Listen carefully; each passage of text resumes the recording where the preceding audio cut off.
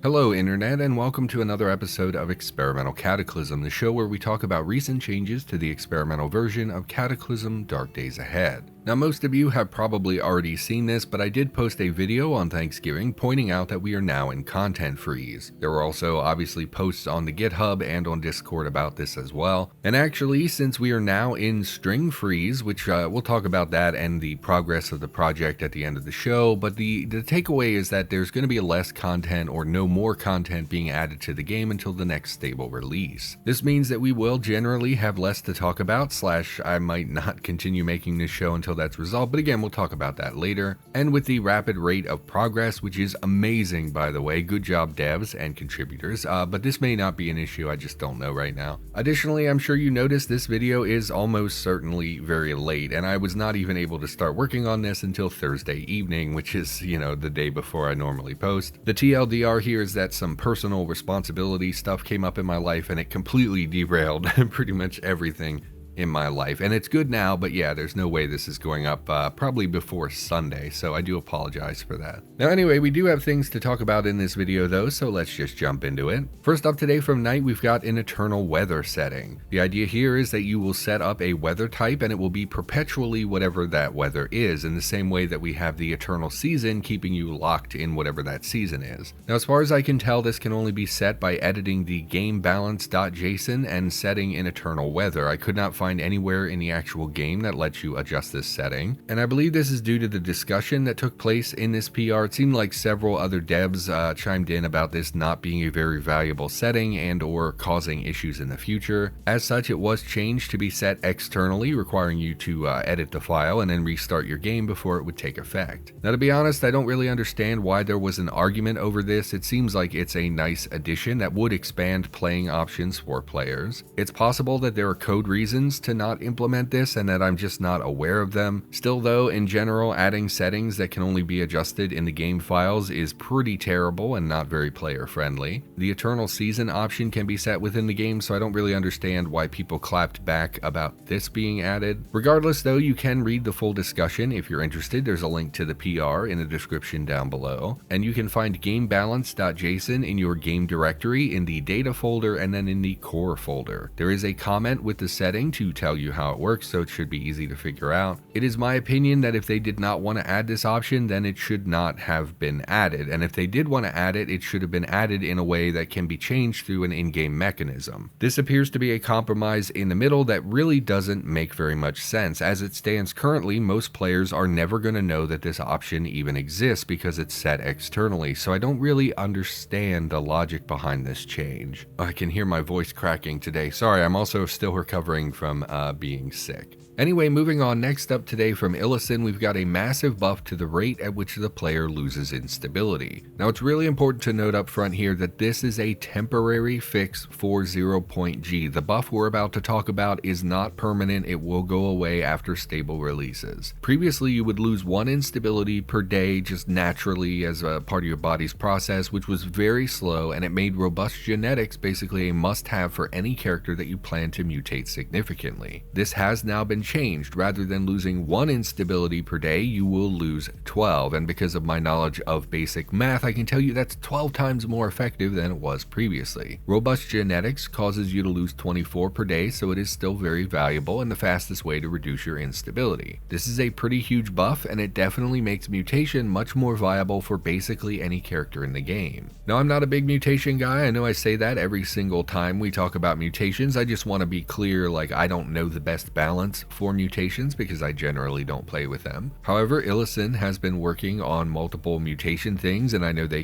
talked to Urk. I think they said that Urk initially conceived this idea of having this buff. And as I said, this is a temporary fix for stable. This is very likely to be reverted right after stable gets released. And the reason this is temporary is because in the future they want to add other mechanisms to reduce your instability. Currently, all that we have is this natural process which reduces your instability over time just by playing the game. But in the future, they want to add additional ways to reduce this, maybe when we don't know what that's going to look like. It might be Exodii doing some sort of procedure to fix your instability. I have no idea. Maybe it'll be a smart shot like we have for Purifier. So in the future, there are going to be other ways to reduce this. However, on the stable release, there will not be those things. And so for the next year or 2 years until the next stable release, people would have no access to reducing their instability other than losing 1 per day. Basically, instability was buffed, but it is temporary, so please don't get used to it and then complain when it gets reduced after stable release. That's really the only reason that I mention it, is because it's temporary and I want people to understand that it's temporary.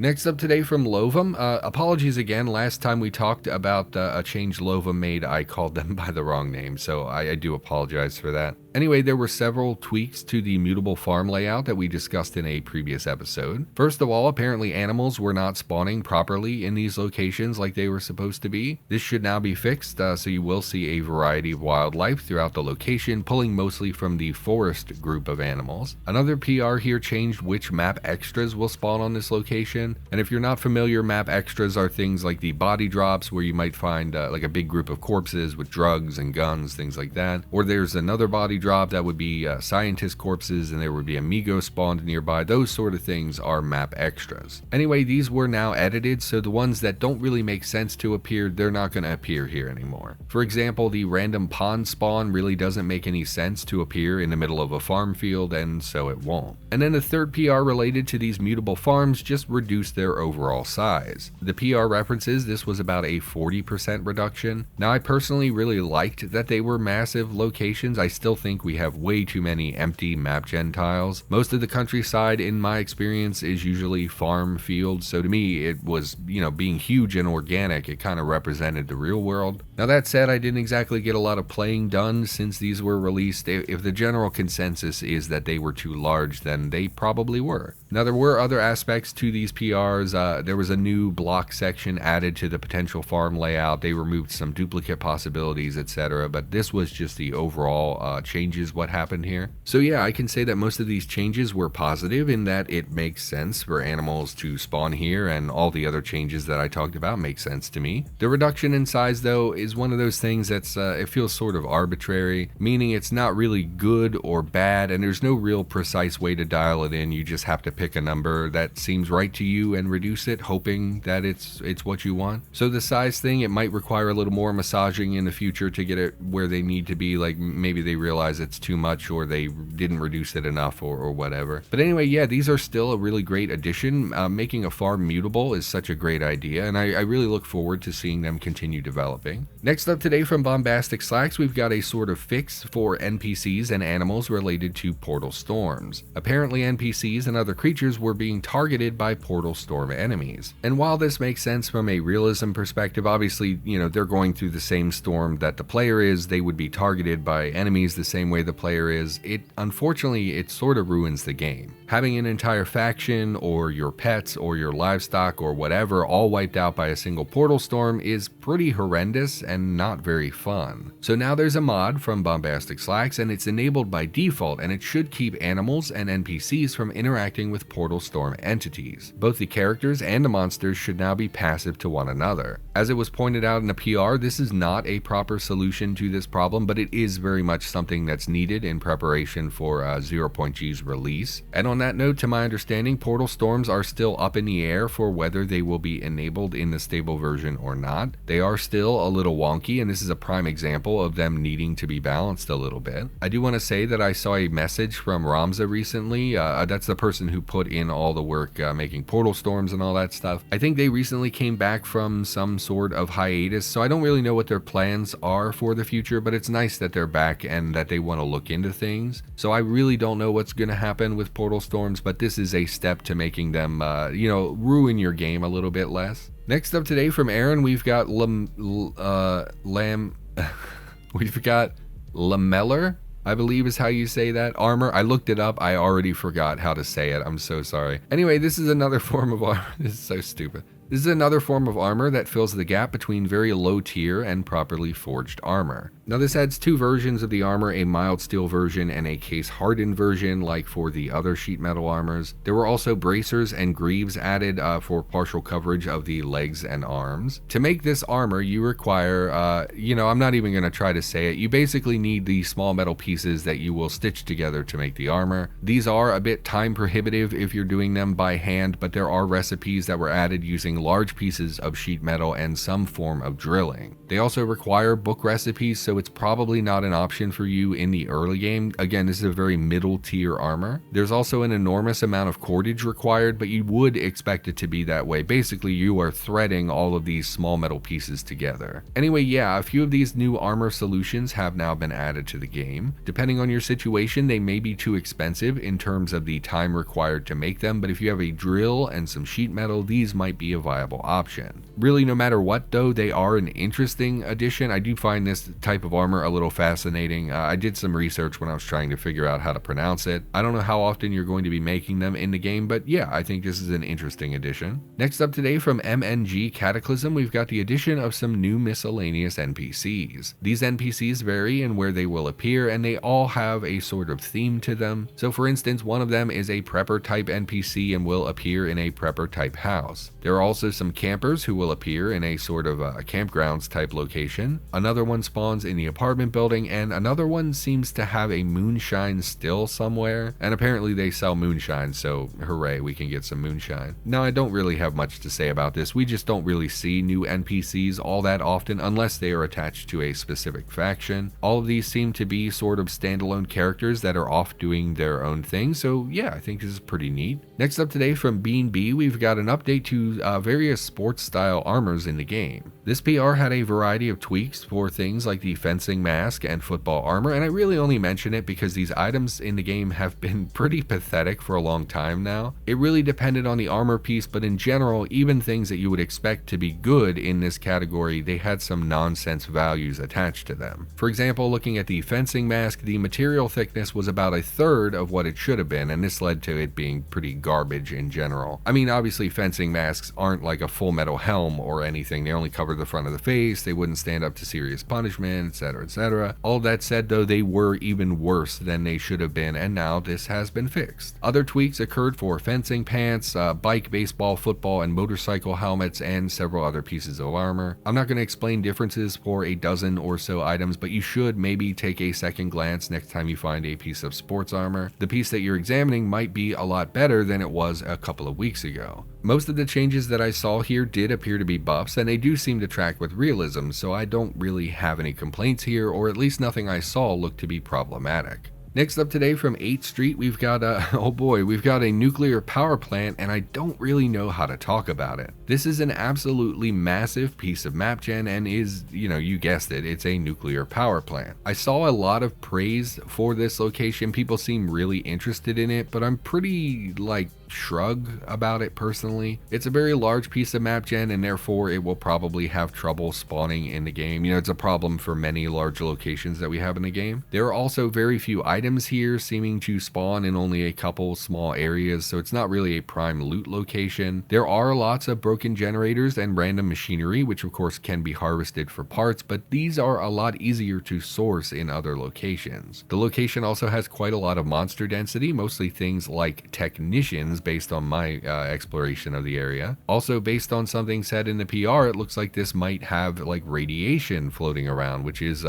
generally pretty terrible. So to summarize, it's an enormous location with lots of monsters, including technicians, which are extremely annoying to deal with. There are barely any items at all, and the ones that I saw were very low value, like flashlights or air filters, and machinery can be sourced here, but it's way easier to find elsewhere, and there's radiation. In other words, I would basically never go to this location in my personal playthrough because it's all risk and no reward. And then you add to this the insane rarity of enormous nuclear plants in the United States. I have no idea how many we have, but I know it's not a lot. And yes, in my opinion, it's neat, but it also doesn't really add anything for me personally. I was going to just let this slip by and not really talk about it, but I saw quite a lot of people talking about it, and seems like people really love the location for the record. And I guess I'm just an hole, because to me it's just sort of like, it's neat, but I don't think I will go here. Unless there's some secret area or loot that I'm unaware of, it's all risk and no reward, and it doesn't really track with realism for me. It's just not my favorite location. And honestly, a lot of that stuff is actually totally fine. Like, we don't balance the game around risk and reward. There are plenty of locations that are all risk and have basically no reward to them. I just don't care for this personally. So take that as you will. I know all of that sounds really negative. I'm not trying to be like a jerk. It's just not for me personally. Next up today from MNG Cataclysm, we have a new faction. The PR refers to them as the New England Community Church. Apparently, this also takes some work from a PR previously started by Lovum, so shout outs there as well. Now, normally I would do quite a bit of testing with a faction like this. It's an enormous faction that adds a ton of stuff. So normally I would test their quests and the dialogue and see their background lore, things like that. But honestly, I'm just really pressured for time this week. So I'm just going to be making some surface observations and just going off of what was said in a PR here. I did want to mention though that I believe this is the second faction in a row that focuses around a pseudo-religion, which I'm really not fond of. Now the PR adds the new location, which contains 22 unique NPCs, and the PR cites them as having 46 missions. This is pretty well massive for a faction. Most of what gets added to the game, they don't have that many NPCs, and most of them are not even close to 46 quests. The Isherwood family, for example, they probably have,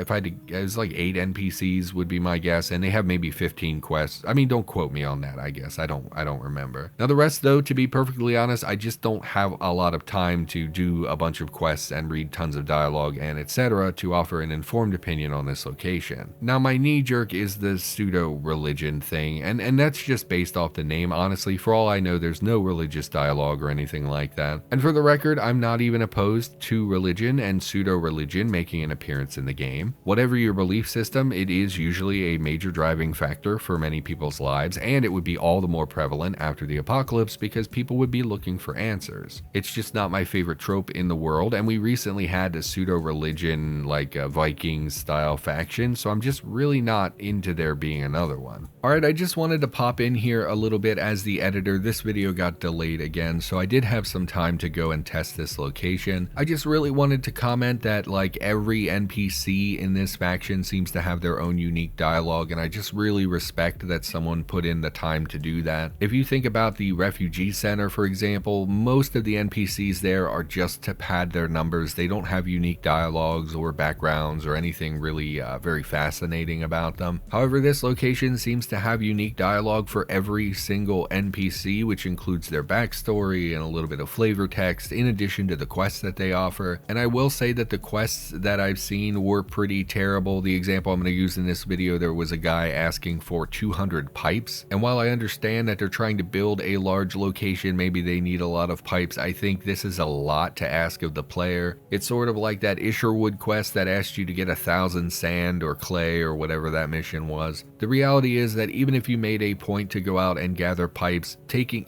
200 is just so many pipes. Realistically, from a player perspective, I would just never do this quest, and if there are other quests after that, that means I'm then locked out of those future quests as well. I didn't actually look at very many missions. I don't know, maybe the other ones are better, but as soon as this guy said, hey, I need 200 pipes, I was like, yeah, no, I'm not doing that. Anyway, I just wanted to pop in here because like NPC dialogue in this game, it's not impossible, but it's one of the more complicated things you can do in JSON. But anyway, I think that, you know, the fact that somebody sat down and put all this dialogue together, I appreciate that. I did notice some spelling errors, but that's really not a big deal. So yeah, I just wanted to pop in here and give a little bit of praise. I know I glossed over it the first in my initial recording. So yep, back to the video. And then finally today, let's have a chat about Content Freeze. Content Freeze started back on November 24th, about 2 weeks ago. To my surprise, they have already progressed to String Freeze, which is the next step on the checklist towards releasing the stable. Now normally Content Freeze is expected to last about a month, but they knocked that out in less than 2 weeks, which honestly I find very impressive. I really just want to shout out all the devs and contributors who spent time looking at blockers and working on solutions to existing issues. Now I'm not involved in this this process in any way for the record, but I was keeping an eye on the Discord channel that they set up specifically to help move things along. I was pretty surprised at how many people came together to talk about things. Ultimately, this project is normally pretty individual focused. Most contributors don't consult other people or devs when they make a change, they just do the work and submit the PR. And while it is true that many people do talk about changes before they make them, the project is still comprised of many individuals. And to see so many people collaborate to progress towards stable release, the internet, it brings a tear to my eye. Now, it seemed like Urk was doing a lot of the organizing, so shout out to him specifically for the work that he's done over the last month or